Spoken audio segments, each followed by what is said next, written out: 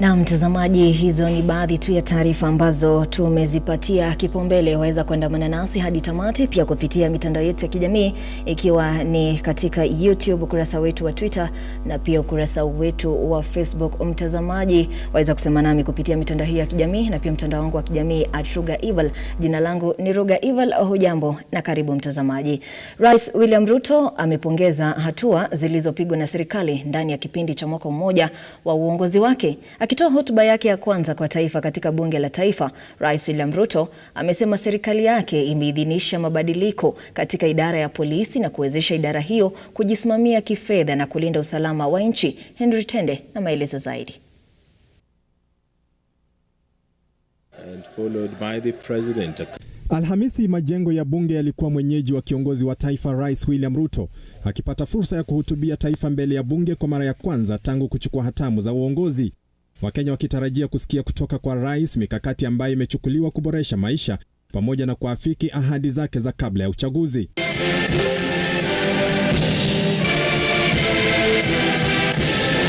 Hii leo Rais Ruto amekariri licha ya Wakenya kukabiliwa na changamoto si haba, ikiwemo gharama ya juu ya maisha, serikali yake imeleta mabadiliko makubwa katika sekta mbalimbali. I have a substantial report to give on the progress made in fulfilling this solemn covenant, and that the journey of transforming Kenya for the benefit of present and future generations is fully underway.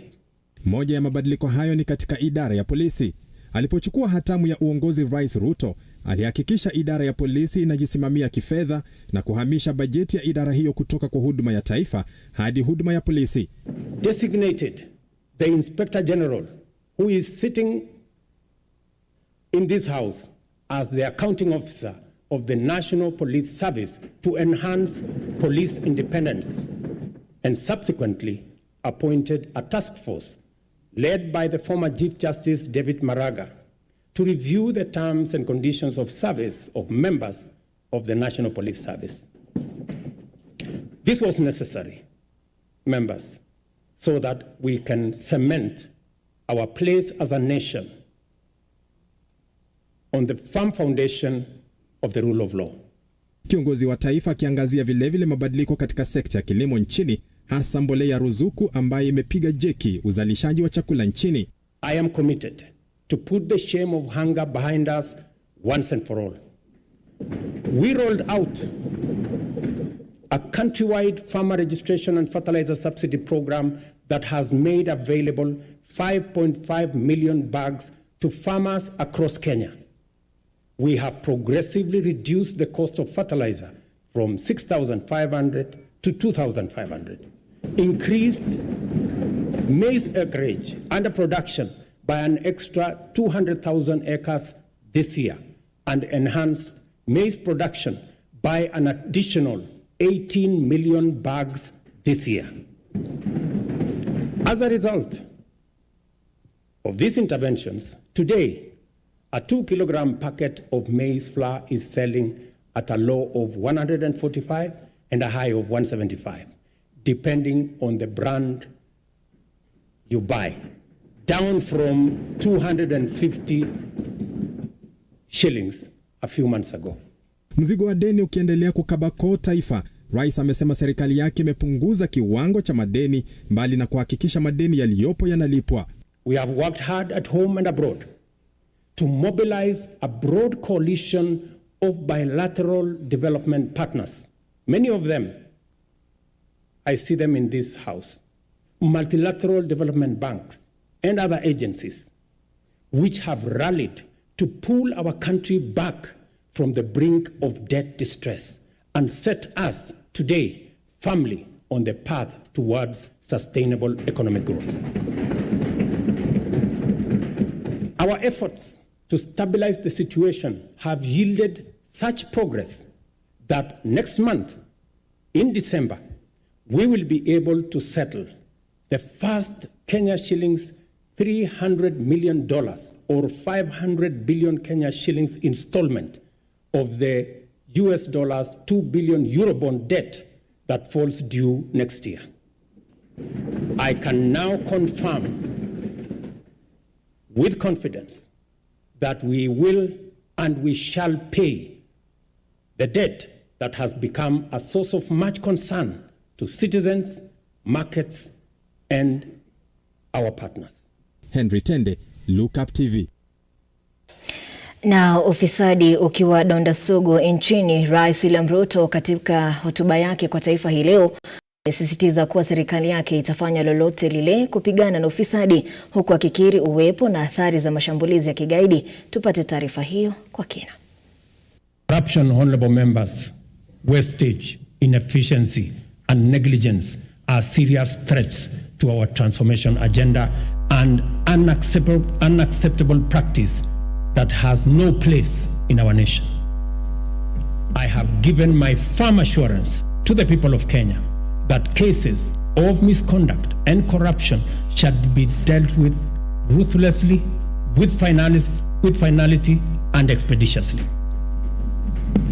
I ask this honorable House to finalize the Assets Declaration and Conflict of Interest Bill to further tighten our anti-corruption policy framework and eliminate space for those who want to steal our money.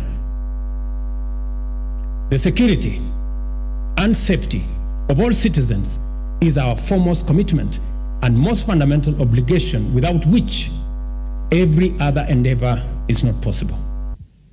The reason why Kenya has continued on the path of steady progress is that we have maintained stability, peace and security by affirming our territorial integrity and maintaining internal tranquility. This is not to say our country has not had its share of security challenges. The specter of terrorism is a continuing threat that we must remain constantly vigilant against. Pockets of banditry, cattle rustling, and armed lawlessness have besieged and devastated communities in the North Rift, Northeastern, and occasionally parts of Eastern and the coast regions. We all know that insecurity disrupts lives and destroys livelihoods. Our country has lost too many people to this menace and missed school, and many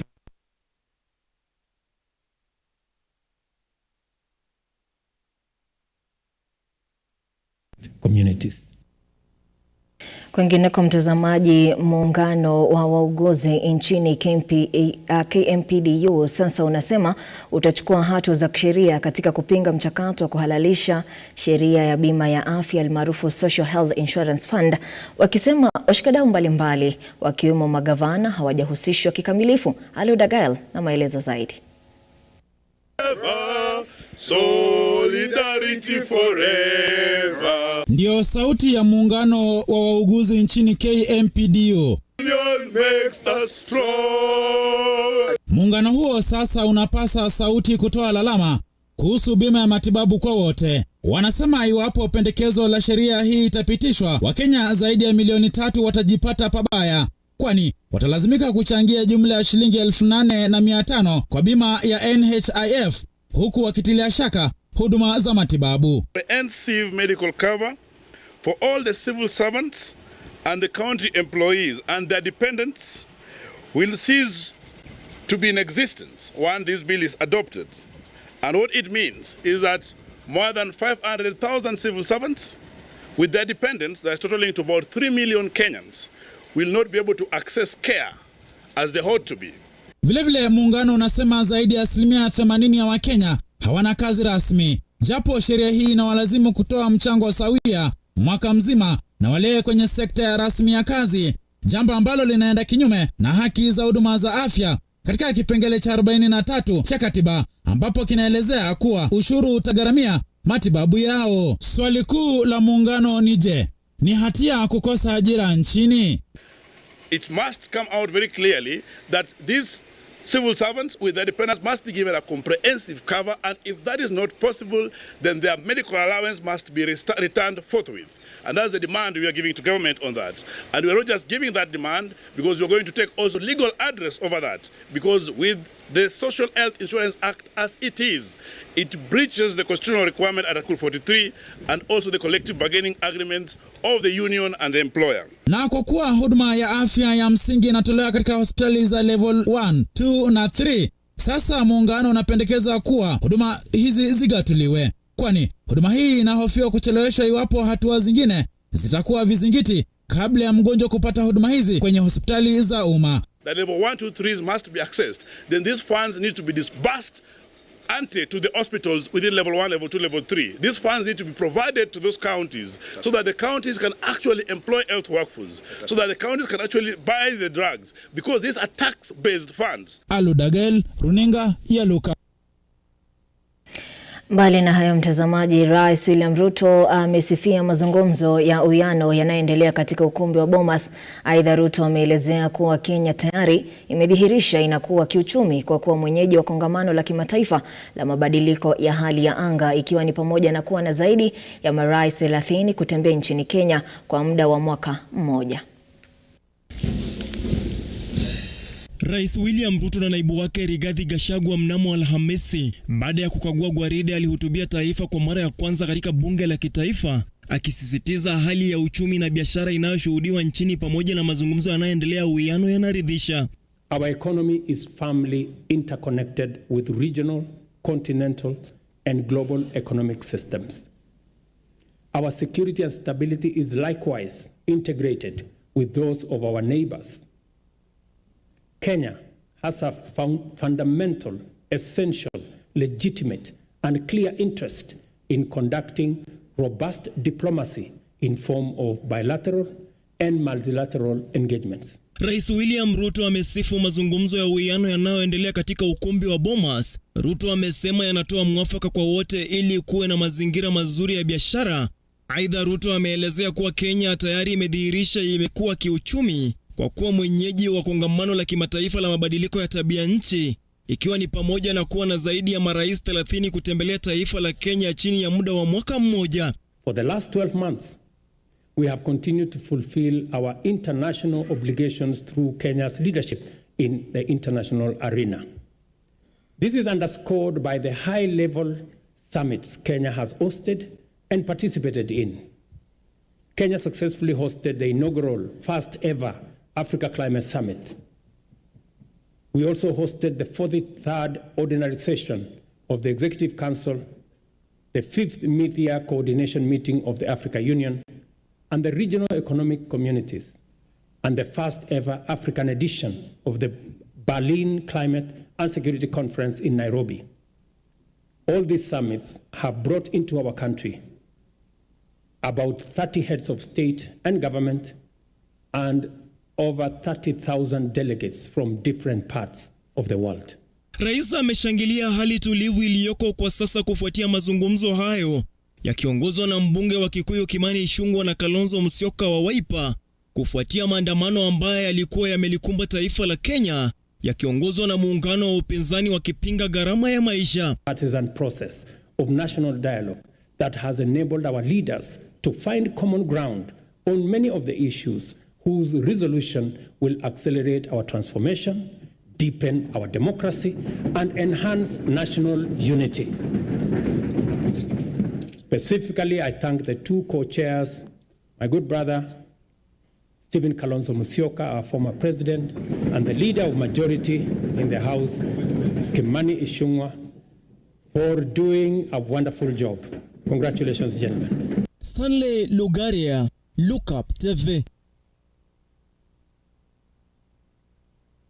Na asante sana Lugaria mtazamaji. Na huku Wakenya wakiendelea kulalamikia hali ngumu ya maisha, kinara wa ODM Raila Odinga amekashifu serikali kutokana na hali hiyo ya maisha, haswa kuhusiana na bei ya mafuta inayoendelea kupanda kila uchao.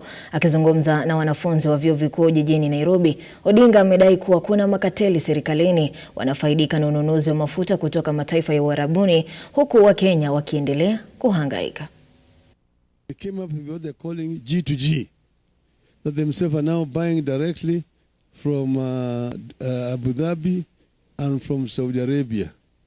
But they themselves are the ones who are making the commissions. That's why the cost of fuel is going up. that money is actually ending up in the pockets of the same people here. Umbwa inakula watoto yake. These thieves will take us nowhere. The cost of living, which Jim is talking about here, will not go down when these thieves are in charge. This cost of living will not go down. You see, today, people are suffering all over. See, universities should be allowed to do their things. And the police should not be used excessively in the universities. Students should be able to engage and dialogue with the university authorities. That is the civilized way of running universities. But we are dealing with a state that has gone rogue too early. Set down ourselves as members of azimio. Na mtazamaji, tukiendeleza taarifa inayofungamana na hiyo, Wakenya watagharamika zaidi mifukoni ili kupata vitambulisho vya kitaifa na stakabadhi za usafiri. Hii ni kulingana na waziri wa usalama wa ndani Kithure Kindiki akitoa tangazo hili kupitia notisi ya gazeti la serikali tarehe 6 mwezi huu wa Novemba. John Matava na mengi zaidi.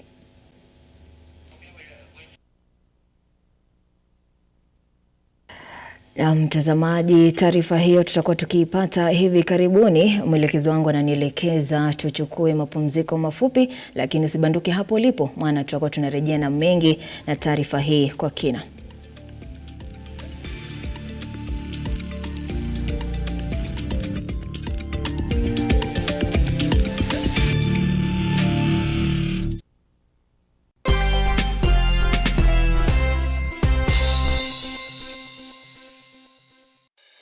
Introducing the Kenya Trade Fair Fusion Sales Drive event in the heart of Nairobi at the Kenya National Archives. It's not just an event, it's sales generation with a remarkable return on investment.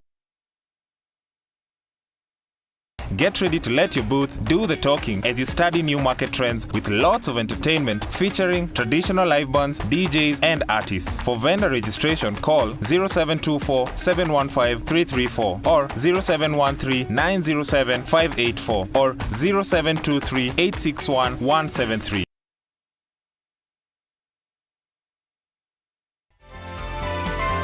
Infinity Industrial Park is one of the largest private industrial parks located along Eastern Bypass, Nairobi, which provides modern infrastructure for smooth operations for industries and business enterprises. Infinity Industrial Park offers world-class amenities and facilities with wide roads, a police station, a power substation, fire station, public transport stage, hospital, and shopping mall. In addition, Infinity Industrial Park also offers CCTV cameras, 24-hour private armed security patrol, sewer, water, fiber optic cable, and 3-phase power connection, added to public utility, canteen, and dining areas. Sail on the golden opportunity to invest in Infinity Industrial Park, fully serviced warehouses at a special price of 3,569 Kenyan shillings per square foot. For more inquiries, visit our website infinityindustrialpark.com.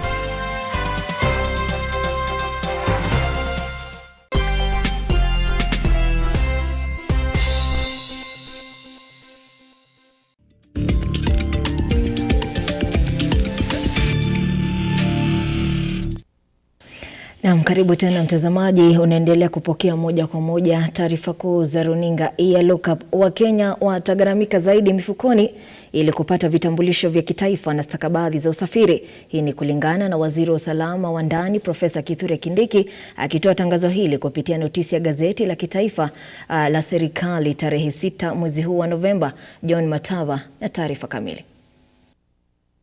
Ni kulingana na tangazo la waziri wa usalama wa ndani Kithure Kindiki, ambapo sasa Mkenya atalazimika kulipa shilingi 2,000 badala ya shilingi 100 ili kupata kitambulisho kipya ikiwa kimepotea. Aidha, shilingi 1,000 ikiwa ni mara ya kwanza kujiandikisha ili kupata kitambulisho. Aidha, kupata cheti cha kuzaliwa au kufa sasa ni shilingi 200 kwa shilingi 50, na ikiwa utachelewa kusajili basi utalipa shilingi 500 na sio 150 ya awali. Aidha, kufanya marekebisho ya cheti cha kuzaliwa na kifo itakugharimu shilingi 1000 na sio 130 hapo awali.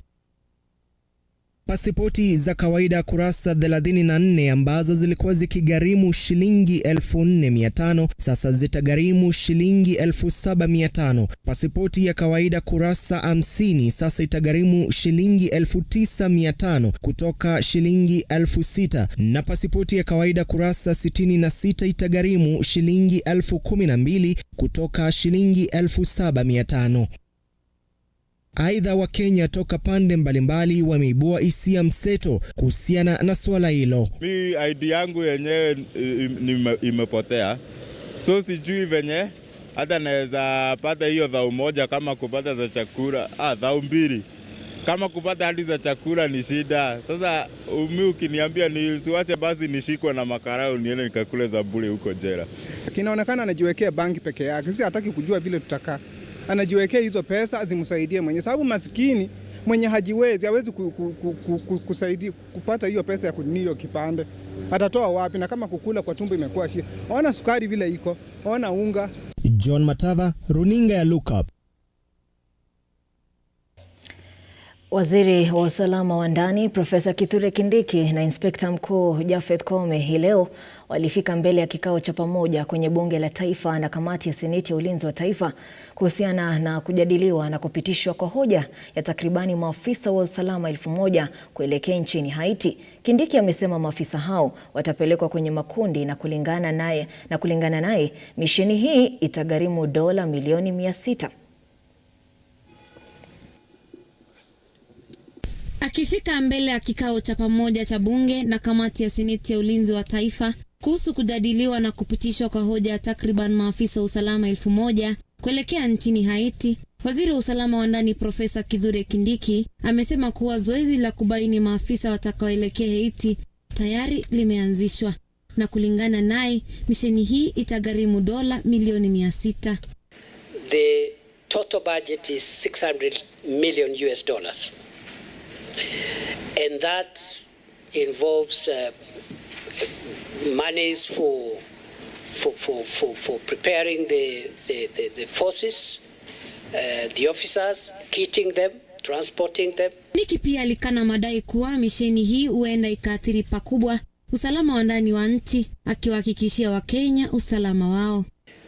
I want to assure the joint committee that this deployment will not in any way whatsoever compromise the capability and capacity of the National Police Service and other organs of national security to secure the country.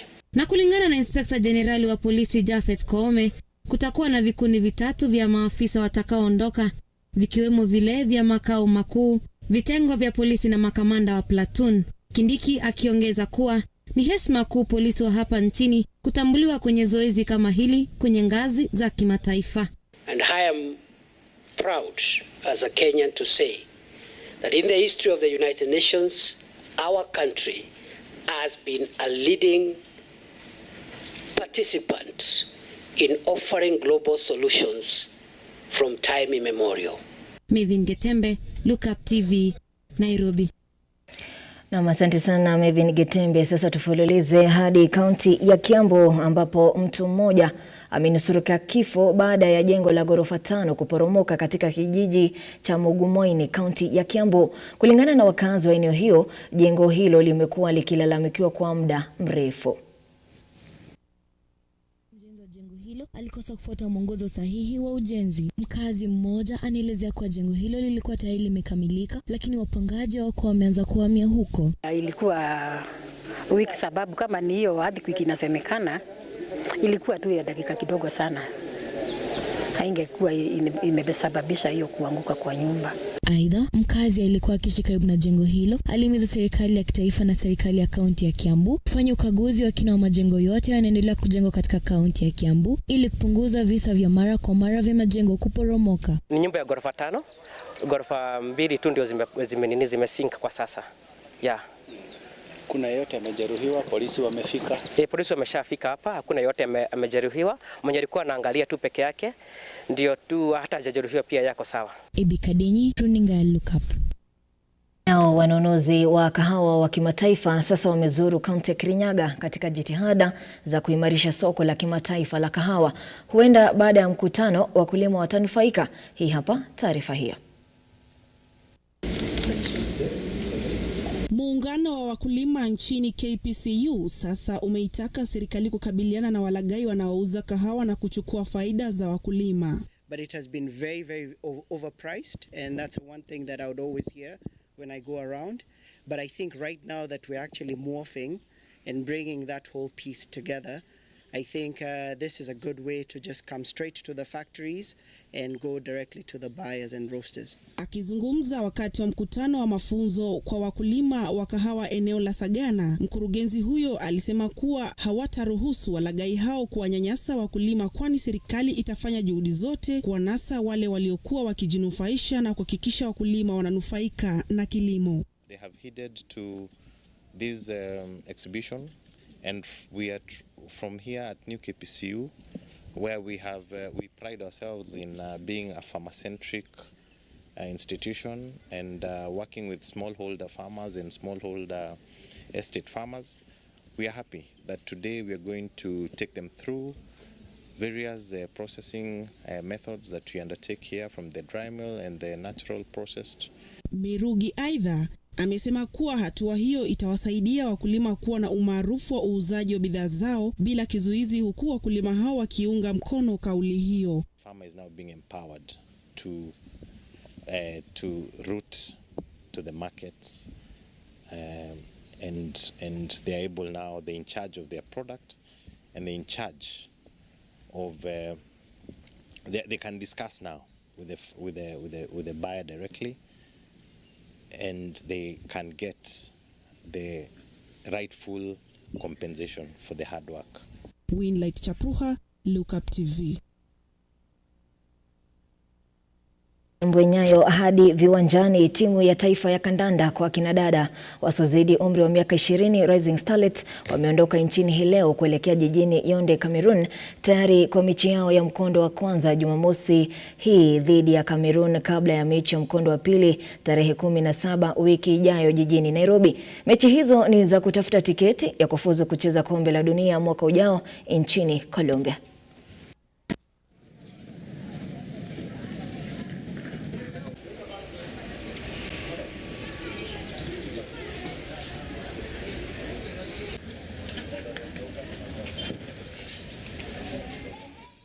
Kwingine kwa mtazamaji, mwendesha magari Mkenya Karan Patel anayedhaminiwa na benki ya KCB Niwerathi yuko na imani ya kutoa ubingwa wa mashindano ya magari almaarufu kama African Rally Championships yatakayofanyika wikendi hii nchini Tanzania.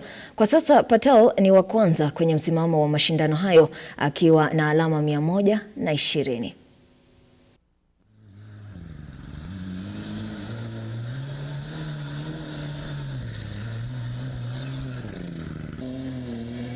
Na mtazamaji, zimekuwa ni dakika 30 za kukujuza kwa kina ambayo yamekuwa yakijiri ndani na nje ya nchi ya Kenya. Labda kabla sijafunga ni some jumbe 2-3. Salim Nikolimo anasema anatazama kutoka Doha, Qatar. Asante sana Salim. Na pia namuona Sisuma Edwin anasema serikali bure kabisa.